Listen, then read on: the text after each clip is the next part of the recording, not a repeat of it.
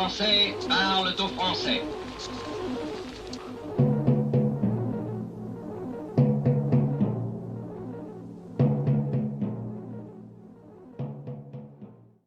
Bonjour à tous, chers abonnés, ravi de vous retrouver. Nous sommes lundi 6 mars. Je vous mets une petite compilation de quelques vidéos. Une assez récente qui est l'arnaque des 1200 euros. Rappelez-vous, tous les retraités devaient avoir 1200 euros pour la retraite. Après, c'était plus que 40 000 et puis on a appris que c'était plus que 20 000. D'accord ? Et puis on peut revenir exactement sur la visite de Macron à Salon des paysans, j'appelle. Le patron de Macron, le président de la mondialisation heureuse, vient raconter des bobards et des mensonges aux paysans qu'il est en train d'étouffer. La souveraineté, oui, la France n'existe plus. Plus de souveraineté technologique, industrielle. C'était aussi un sujet de vidéo. Et puis une rare incompétence au pouvoir, c'est flagrant de voir tous ces gens qui ont moins de 30 ans, qui sont déjà conseillers avec des salaires mirobolants, qui n'ont jamais travaillé dans leur vie et qui, en sortant de l'ENA, se retrouvent dans les hautes sphères de la politique, comme Gabriel Attal. Voilà, je vous laisse déguster. Je vous remercie en tous les cas pour votre attention, pour vos commentaires, et puis à très bientôt. Allez, merci, au revoir. On écoute. Bonjour à tous, bonjour TikTok. C'était bien des menteurs, c'était que du bidonnage, du pipeau. Ce sont des arnaqueurs. Rappelez-vous, l'argument phare pour convaincre les Français que la réforme des retraites serait juste, ça tombe à l'eau, bien entendu. Olivier Dussopt, ministre du Travail, a confirmé quelque part qu'il a menti ouvertement sur le nombre de retraités qui pourraient toucher 1200 euros par mois. Et c'est un coup dur quand même pour l'exécutif qui pensait que ça allait passer comme ça à quelques jours de la grève nationale. Comment dire ? La réforme des retraites aurait permis à tous les retraités d'avoir une pension de 1200 euros. Et puis, bon, il y a eu des vérifications de fait, il y a eu des questions écrites de députés auprès du ministère du Travail. Et bien, pour commencer, le nombre de retraités qui toucheront 1200 euros est infime, 20 000 au maximum, confirme Olivier Dussopt. Donc, en fin de compte, il confirme bien qu'il racontait des bêtises pendant des semaines à l'Assemblée nationale, 2 fois moins que lui-même ce qu'il avait dit quelques jours avant. Donc, franchement, on navigue au pif. Voilà. Puis, la fameuse augmentation de 100 euros concernera entre 10 000 et 40 000 personnes. Voilà. Et puis, c'est un nombre quand même à comparer aux 15 millions de retraités comptabilisés dans l'Hexagone. Donc, je ne sais pas si vous voyez, c'est de la folie. Comment dire ? Je suis en train de regarder un petit peu. La mobilisation du 7 mars, qui s'annonçait quand même relativement massive, avec cette publication, les gens vont être encore plus remontés contre ces mensonges. C'est une position populaire qui est renforcée par la multiplication des vérifications sur les propos concernant la réforme de retraite pour tous ces mensonges. Voilà. C'est en plus qu'il y a énormément de difficultés au niveau de l'inflation, des coûts de l'énergie. Puis parfois on entend parler de super profits pour certaines multinationales. Bref, les gens sont entre l'insécurité, puisqu'on leur fait croire aussi au niveau du climat. Bon, les gens sont dans une incertitude pas possible, dans une angoisse.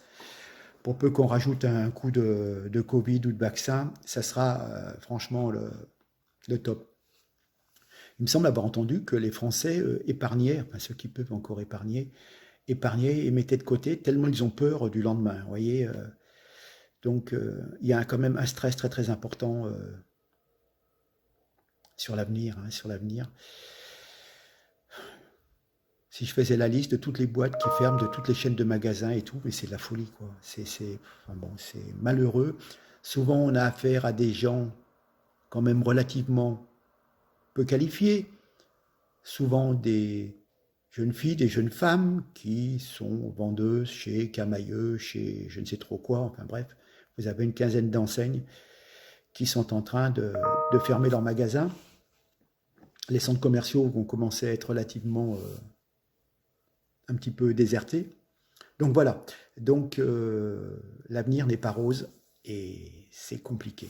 Écoutez, je vous laisse, je vous remercie en tous les cas de votre attention, je vous demande de partager, et puis on continue sur TikTok. Allez, merci pour vos commentaires, à très bientôt, au revoir.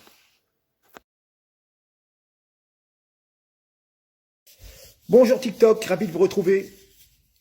J'ai vaguement entendu à la radio, Macron veut demander un effort au directeur de la grande distribution pour donner plus aux agriculteurs, donc baisser la marge du distributeur. Ouais, donc Macron, lui, ne baisse pas la TVA qu'il prend, mais c'est aux intermédiaires, donc les travailleurs, qui vont trinquer. Car si le directeur du magasin baisse sa marge, adieu les augmentations salariales et les primes pour les gens qui travaillent dans les grandes et moyennes surfaces, dans ce qu'on appelle le commerce intégré. Vous voyez ce que je veux dire? Non, mais moi je ne fais pas d'efforts, mais c'est aux autres de faire des efforts. Certes, il y a parfois des marges abusives dans la grande distribution, mais il y a quand même des masses salariales très très importantes. Hein. Bon, d'ailleurs, je crois que Super U va être obligé d'augmenter de 10% tous les produits alimentaires, tellement c'est la folie. Mais en fait, Macron, c'est ce pavane au salon de l'agriculture. Lui, le président des bobos, le président des citadins, il ne s'est jamais vraiment occupé des agriculteurs. Savez-vous que 30% des électeurs bibent à la campagne? Mais Macron, c'est le président de la mondialisation heureuse, celui des traités TAFTA, hein, qui laisse, enfin TAFTA et tous les autres, hein, qui laissent entrer de la daube, de la merde sur le territoire français au détriment de nos agriculteurs. Je rappelle, la majorité de nos aliments sont importés. L'espérance de vie entre ville et campagne dépasse les 2 ans. Oui, tout à fait. Puis quand on sait que la désertification, qu'on n'arrive plus à trouver de médecins et tout dans certaines localités, c'est incroyable, quoi. Comment faire pour se soigner? L'insécurité aussi, en ruralité, augmente. Hein. Et puis bon, c'est vrai qu'on importe aussi des gens qui viennent de pays ensoleillés et on les met dans des villages et puis bon, il y a des problèmes. Et puis, ben oui, la France affiche un déficit commercial agricole depuis 2019. On est en 2023. Qui était président de la République, là? Macron? Ah, ouais, d'accord. Alors maintenant, avec le renchérissement des coûts de l'énergie, je vous dis pas, c'est la catastrophe. Voilà, et le déclassement de la France, on le voit bien, à tous les niveaux, la France baisse. Puis alors, quand on parle de l'éducation, alors là, c'est le plongeon. Voilà. Alors, on va terminer avec une petite vidéo. Vous savez, Benalla n'est plus là, mais il faut croire que ses successeurs, franchement, quand ils vous chopent, ils font tout pour vous esquinter. Hein. Sincèrement, si seulement on pouvait redresser la France de cette façon, ça irait très bien. Hein. Allez, regardez cette vidéo. Ça a été un petit peu étouffé quand même comme affaire. Et puis, on se revoit bientôt. Et puis, essayez de partager. Ça me ferait plaisir. Allez, au revoir.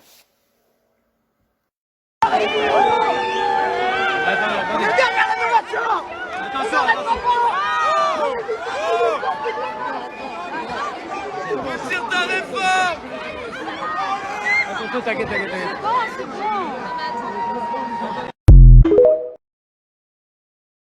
Bonjour TikTok, ravi de vous retrouver. Je vais aborder la souveraineté de la France. Je vais vous sortir un extrait de 1979, Jacques Chirac, avant qu'il change à 180 degrés d'opinion. Vous allez voir que déjà à l'époque, on voyait qu'il y avait un risque de domination européenne sur l'Europe, que la construction européenne risquait de bâillonner, de ligoter la France. Et donc, vous allez être surpris de cette vidéo. Ça a complètement changé par la suite.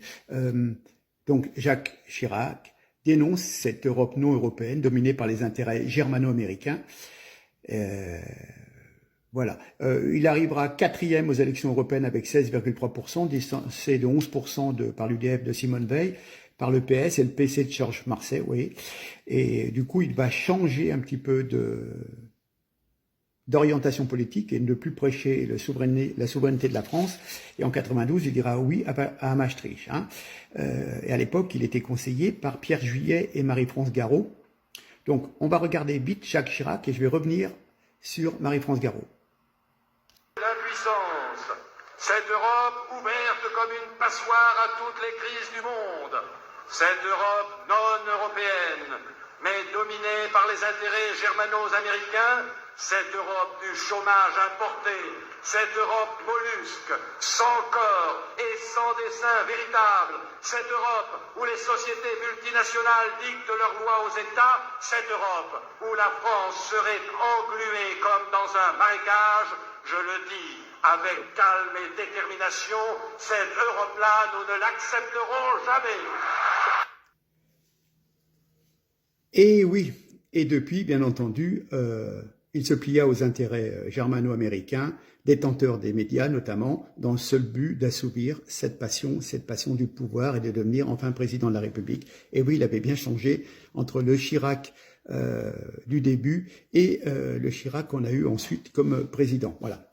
Alors je vous disais, il avait deux conseillers et donc au départ il était sous l'influence de Pierre Juillet et de Marie-France Garot, et c'était une sacrée bonne femme qui doit avoir encore maintenant, qui vit encore je crois, qui doit avoir 88 ans. Vous la connaissez de vue, hein, ceux qui ont un certain âge comme moi. Elle s'était même présentée contre Chirac aux élections présidentielles, parce qu'effectivement Chirac avait abandonné sa politique d'indépendance de la France. Et voilà. Donc, vous allez voir sa phrase, qu'est-ce qu'une nation? Une nation, elle bat monnaie, elle fait la loi, elle rend la justice, et elle décide de la paix ou de la guerre. Et ça date de Philippe le Bel, vous allez l'écouter, c'est frappant. Et franchement, on ne bat plus notre monnaie. La loi, on dépend aussi de la loi européenne. La justice, c'est aussi pareil. Et puis la paix ou la guerre, c'est l'OTAN qui décide pour nous s'il faut aller taper sur les Russes et défendre l'Ukraine ou bombarder la Yougoslavie pour détacher le Kosovo. Je vous laisse avec Marie-France Garot, c'est 15-20 secondes, c'est édifiant. Et du coup, vous voyez, j'essaye du passé, voir que ce qu'on avait dit, c'est dans la merde où on est maintenant. Allez, à très bientôt, tous les cas, merci pour vos partages surtout. Merci, au revoir. Il fallait qu'il dispose de 4 pouvoirs. Battre monnaie, faire les lois, rendre la justice, décider de la paix et de la guerre. Ça date de Philippe le Bel, on a quand même eu le temps de s'en pénétrer. Mais c'est ce qui fonde la souveraineté française à l'époque face à la souveraineté de l'Empire germanique qui était notre voisin. Et ce problème de souveraineté qui détermine le reste, bien entendu, c'est celui du président de la République. Alors là, on vient de voir les problèmes du gouvernement. Le maire est d'une incompétence. Ah oui. Mais le reste, c'est-à-dire son entourage, c'est pareil. C'est-à-dire qu'il faut voir que son entourage, en gros, je vais là attaquer directement quelqu'un, mais c'est Gabriel Attal. Gabriel Attal, il sort de l'école, il devient conseiller. Il devient conseiller du jour au lendemain. Il est incartable. Le gars, il a rien fait de sa vie. Il sort de l'école, il a encore du lait qui sort du nez quand on a eu le patrimoine aujourd'hui de Gabriel Attal. Il a un patrimoine d'1 500 000 euros. Pas mal quand même. Hein. Le gars, évidemment, dès sa sortie d'école, il est payé 10 000 balles par mois ou 15 000 balles par mois, donc comme conseiller. On ne sait pas ce qu'il conseille, mais... Et en fait, tous les gars qui gravitent autour de Le Maire, mais des autres ministres, sont les mêmes. C'est-à-dire que c'est des gars qui sortent de l'école, qui pensent qu'ils ont tout connu, et qui vous conseillent.